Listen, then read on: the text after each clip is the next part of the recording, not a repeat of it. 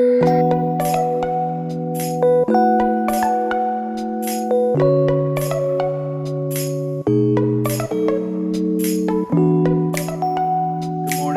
welcome back to the channel. It is time for another YouTube video. We haven't done it in a while. I've been so busy that I haven't even had time to breathe, it seems like. So let me tell you what's going on. We got a lot going on. First, maybe about a week ago, I started the Fairlane up and was gonna take it for a ride, and it just shut off. I was doing some things around the garage, just letting it warm up, and it just shuts completely off, just like you turn the key off. So let me tell you what we did. I'll turn the camera around.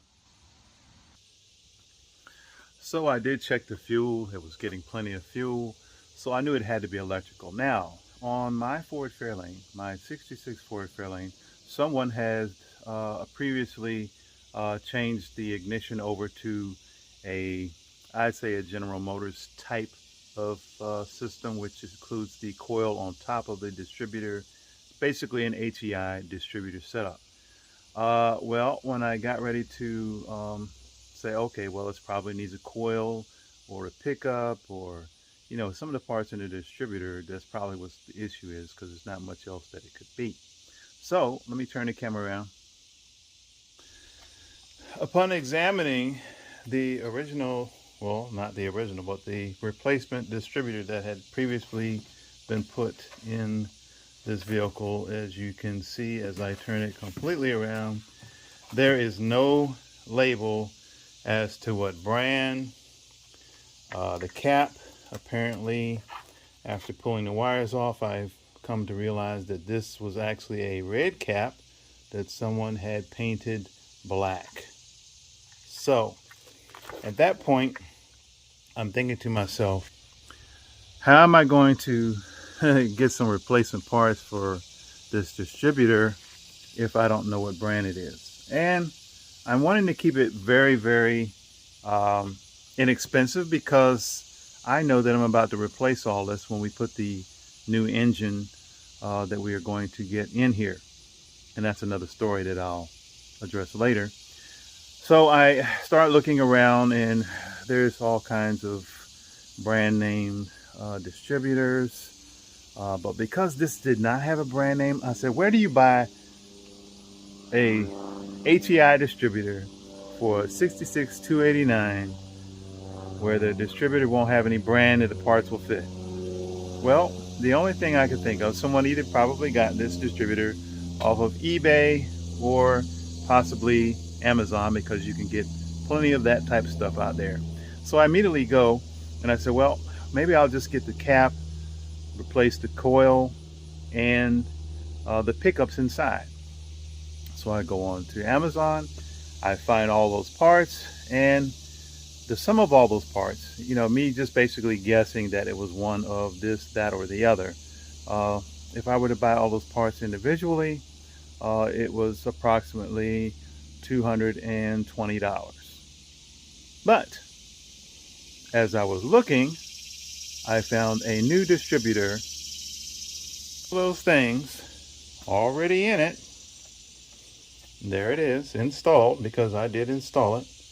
The brand new distributor with a new cap, new coil, all new pickups, new vacuum advance, for the low price of $57 plus tax.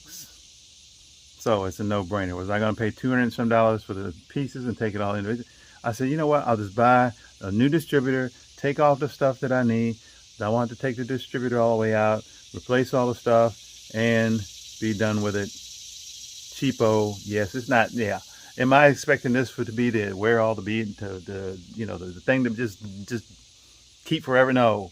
This is just getting us to the new engine. I want to be able to drive the car, start the car, and all those things until we get the new engine in. So that's what we did.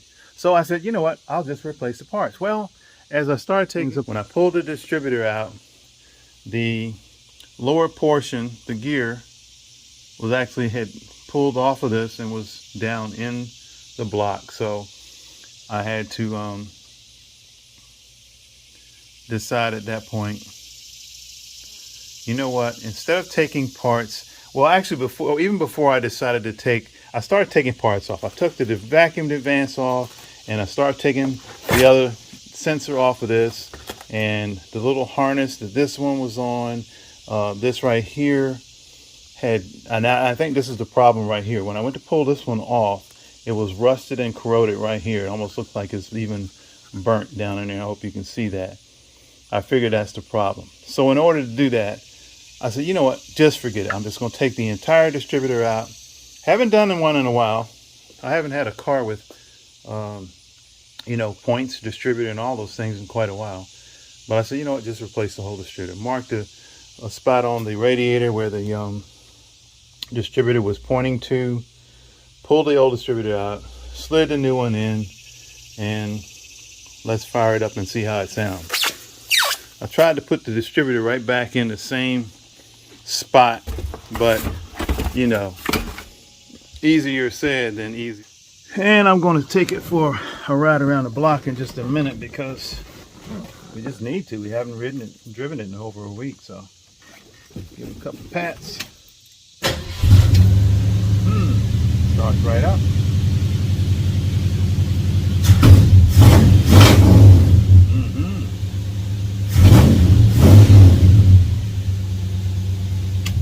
Perfecto. So for a low price of about a little less than 58 bucks, we are back ready to roll. I'm glad it was something simple. I didn't think it was anything big to do. But now we're on the subject, and we're going to talk about the Maverick 2 because we've reached a number of milestones today that I want to tell you guys about. So we're going to button up the Fairlane.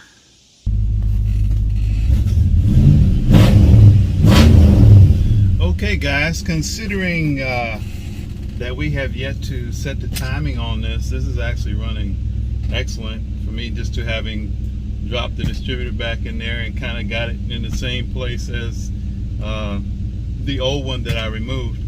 And you know, 57 bucks for a distributor, anybody who hasn't been in the car industry very long knows that that's no money. So do you expect for it to last a very long time at 57 bucks for a distributor, coil, all the things that go in it, vacuum advance? No. So yeah, I believe that you can actually put the standard General Motors sensors back in there, so you could possibly upgrade that distributor and maybe it would last a little longer. But you got to understand that these are cheap parts and you do get what you pay for. So we're going to take a little ride around the block. The last time I took you guys for a ride in the Fairlane, the footage just got totally jacked up because of the wind noise. I had tried to leave the windows open on the passenger side, and it basically was a mess because all you could hear was wind noise, and yeah, it was just jacked up. So I'm going to suffer for you guys. I'm going to actually drive with the passenger window up, and it is hot as blue blazes out here. But let's get going down the road and talk about some Fairlane news, and then what we're going to do, we're going to come back and I'm going to give you some really exciting news about stuff coming up for all of you Maverick owners who are in this area. So let's get out on the road. Put my lap belt on.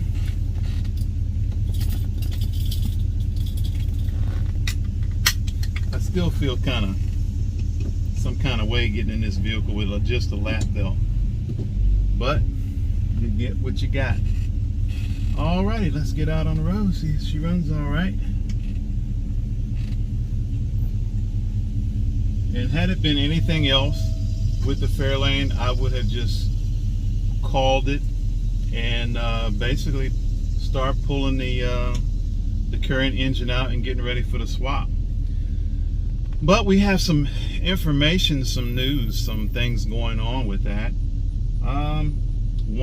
And the specific engine builder that I had intended to use for my build was Keith Craft Racing.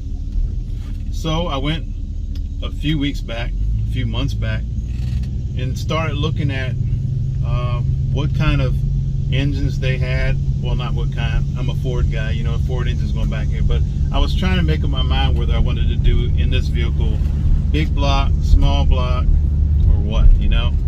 So I went on the site. I actually found some stuff that I was very interested in. So I tried calling them. They didn't answer the phone, and I understand that because all of these places that build engines and anything like that, they are super busy right now trying to get all of their products and everything out, because yeah, it's a time when if you have parts, you got to get them out. So I sent them an email, still no word. So I started researching and getting information for some of the other engine builders, and I'm trying to use builders that I have known over the years that have done really good work, that I've seen their work, that I have, you know, experienced in watching their products, whether in racing or in other people's street cars.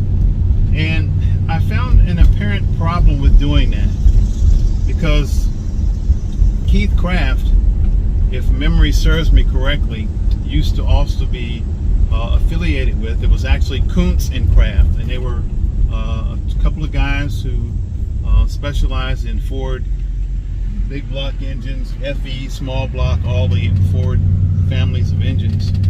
And I looked up Kuntz and Craft, and Kuntz Racing came up. Then I saw a bio that said, "Rest in peace." I think his first name is Jim Kuntz, but apparently he died in 2019, which I was unaware of. So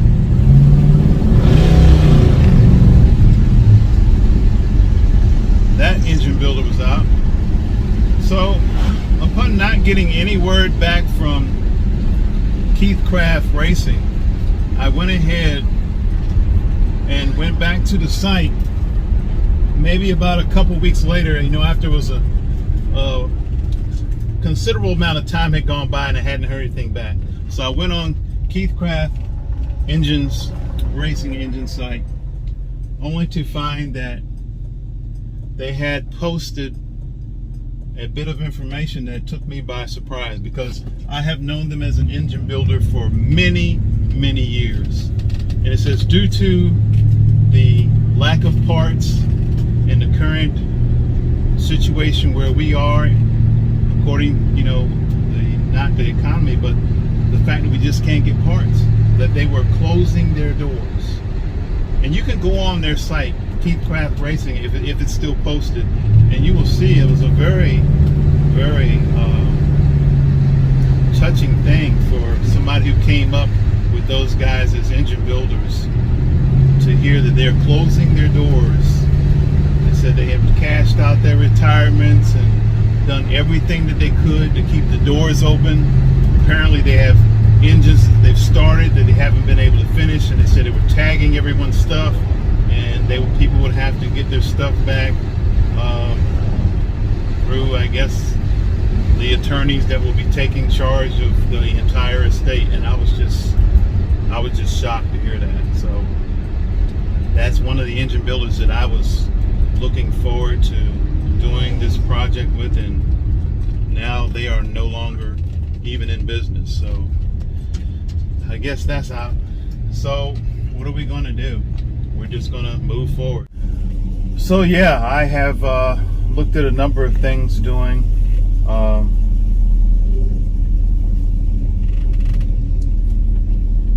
One of the things that I even contemplated doing was maybe doing one of the new engines that people are using or doing in swaps is the Godzilla crate engine that comes out of the F-250 lineup. But there's a lot of unknowns about that. That whole engine is fairly reasonable to purchase. I actually was able to find a place where I could get that engine for under $7,000, full crate engine.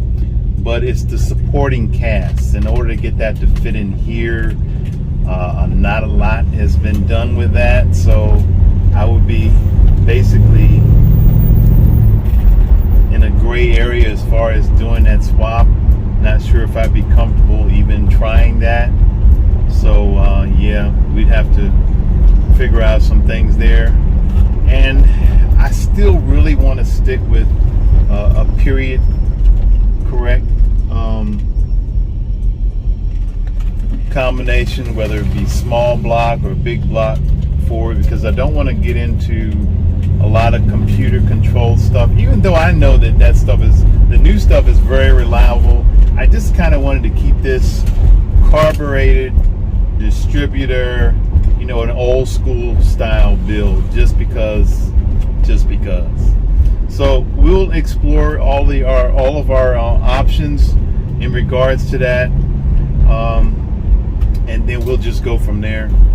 I did contact one engine builder who said that they could give me a very large big block engine, but it would be roughly 4 to 6 months before they could get that done. And of course, those things are kind of subject to change without notice. So we'll just have to basically do what we got to do.